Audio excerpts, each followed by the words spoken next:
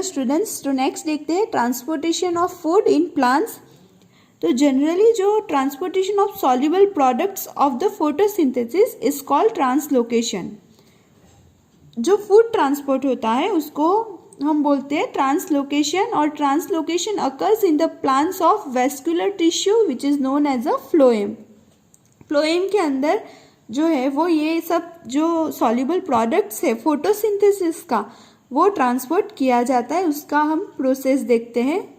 तो जो लीव्स होते हैं, लीव्स के अंदर फोटोसिंथेसिस प्रोसेस होता है। ओके, तो फोटोसिंथेसिस जितना भी प्रोडक्ट्स है वो लीव्स के अंदर रहेगा, और एंड ये लीव्स से हमें जैसे कि रूट्स है, स्टेम्स है, फ्रूट्स है, as well as growing organs वहाँ तक हमें पहुँचाना होता है, एज वेल एज जो नॉन ग्रीन पार्ट्स होते हैं वहाँ तक ये प्लांट्स, ये जो लीव्स है उसमें जो फोटोसिंथेसिस प्रोडक्ट बना है उसको यहाँ से जो सारे स्टेम्स है, फ्रूट्स है, ऑर्गन्स है वहाँ तक पहुँचाना होता है।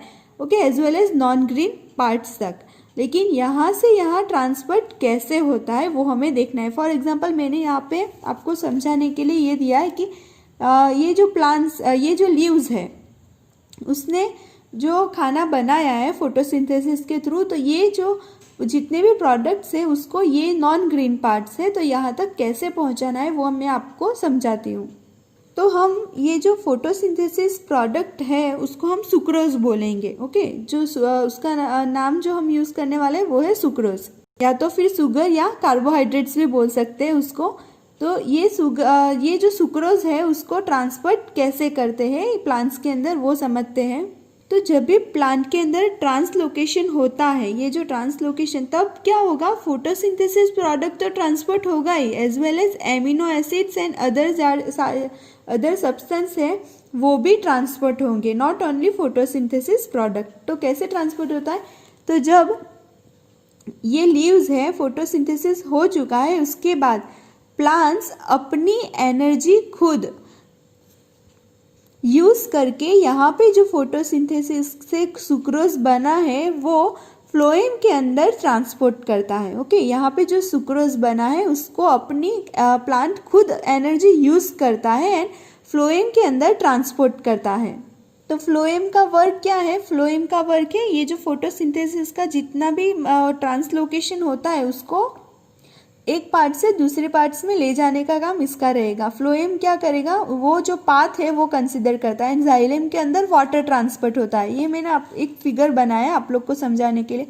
तो देखो सुक्रोज अभी ट्रांसपोर्ट हो गए फ्लोएम के अंदर, तो यहाँ पे मैंने ब्लैक कलर से आपको दिखाया है सुक्रोज। फॉर एग्जाम्पल यहाँ से यहाँ ट्रांसपोर्ट हुए, अभी यहाँ पे जैसे ट्रांसपोर्ट हो गए तो वाटर मोलिक्यूल्स यहाँ पे जो होंगे वो उसका कॉन्सेंट्रेशन कम हो जाएगा। ओके, एंड सुक्रोज का कॉन्सेंट्रेशन ज़्यादा हो जाएगा, तो वाटर मोलिक्यूल्स जाइलम में से फिलोम के अंदर ट्रांसपोर्ट हो जाएंगे।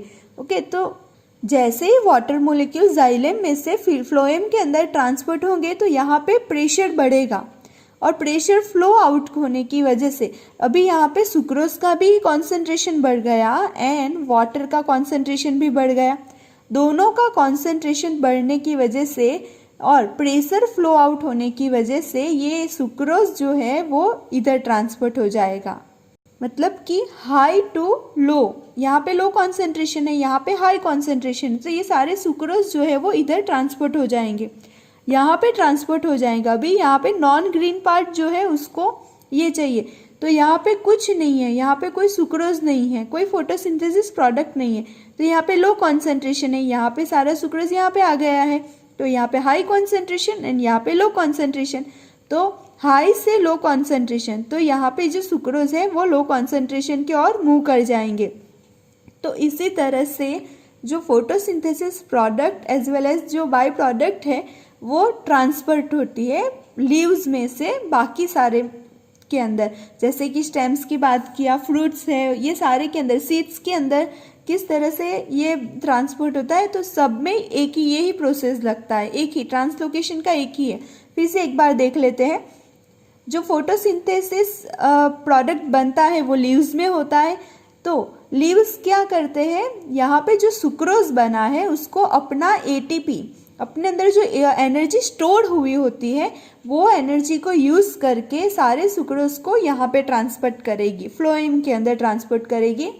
जैसे ही सुक्रोज, ये जो ब्लैक कलर है वो सुक्रोज दिखाए गए, जैसे ही सुक्रोज का कॉन्सेंट्रेशन बढ़ेगा वाटर मोलिक्यूल जाइलेम में से फ्लोएम के अंदर ट्रांसपोर्ट हो जाएंगे, क्योंकि वाटर का कॉन्सेंट्रेशन कम हो जाएगा, इसीलिए सारे वाटर मतलब कि वाटर जो है वो यहाँ पे ट्रांसपोर्ट हो जाएगा। अभी दोनों का कॉन्सेंट्रेशन ज़्यादा है, वाटर का भी एज वेल एज सुक्रोज का भी, दोनों का कॉन्सेंट्रेशन ज़्यादा होने की वजह से ये प्रेशर फ्लो आउट होगा, प्रेशर फ्लो होगा, इसीलिए यहाँ पे तो कुछ नहीं है, तो यहाँ पे लो कॉन्सेंट्रेशन, यहाँ पे हाई कॉन्सेंट्रेशन, तो हाई कॉन्सेंट्रेशन से लो कॉन्सेंट्रेशन तक सुक्रोज मोलिक्यूल्स मूव आउट कर जाएंगे। एंड देन यहाँ पे जो नॉन ग्रीन पार्ट्स है, यानी यहाँ पे खाना, यहाँ पे प्रोडक्ट्स जो है वो उसको पहुँचाना है, ट्रांसपोर्ट करना है, तो सुक्रोज यहाँ पे लो कॉन्सेंट्रेशन है, यहाँ पे हाई है, तो हाई से लो मूव कर जाएंगे, इस तरह से ट्रांसपोर्ट होता है। ये जो ट्रांसलोकेशन का पूरा प्रोसेस होता है एंड और फूड या तो फिर अदर सब्सटेंस जब ट्रांसपोर्ट होते हैं वो सीव ट्यूब्स के अंदर से ट्रांसपोर्ट होता है, as well as companion cells जो होते हैं उसका हेल्प के थ्रू ये ट्रांसपोर्ट होता है। अगर अपवर्ड डायरेक्शन में बात करें तो भी एंड डाउनवर्ड डायरेक्शन में बात करें तो भी, दोनों में ऐसा होता है। तो अगर ट्रांसपोर्टेशन इन जाइलेम की बात करें तो वहाँ पे सिंपल फिजिकल प्रोसेस से, फोर्सेस से हो जाता है, लेकिन फ्लोएम की बात करें तो उसमें एनर्जी यूटिलाइज करना पड़ता है, एनर्जी यूज़ हो जाती है। एंड जब जाइलेम में से फ्लोएम के अंदर वाटर ट्रांसपोर्ट होता है तो वो ऑस्मोटिक प्रेशर से होता है, तब एनर्जी यूज़ नहीं होती, लेकिन एनर्जी कब यूज़ होगी, जब सुक्रोज के मोलिक्यूल फ्लोएम के अंदर ट्रांसपोर्ट होता है। यहाँ पे ऑस्मोटिक प्रेशर से ट्रांसपोर्ट होता है, वाटर का जो ट्रांसपोर्टेशन होता है। एग्जाम्पल दिया है कि जैसे कि बात करें इन द स्प्रिंग, जो रूट्स एंड स्टेम के अंदर जो शुगर स्टोर हुई होती है, या तो जो हम सुक्रोज भी बोल सकते हैं, ओके, जो रूट एंड स्टेम के टिश्यू के अंदर जो शुगर स्टोर हुई होती है वो बड्स के अंदर ट्रांसपोर्ट किया जाता है, which need energy to grow, जिससे कि मतलब उसमें भी जो एनर्जी है ग्रो के लिए चली जाती है। तो ट्रांसलोकेशन में इतना ही दिया है आप लोग को, और इसका भी शॉर्ट नोट आप लोग को नोटबुक में नोट कर देना है, एज वेल एज इंटेक्स के जो क्वेश्चन है, ये 5 क्वेश्चन इंटेक्स के जो है वो आपको अपनी नोटबुक में नोट कर देना है with answer. Okay, thank you.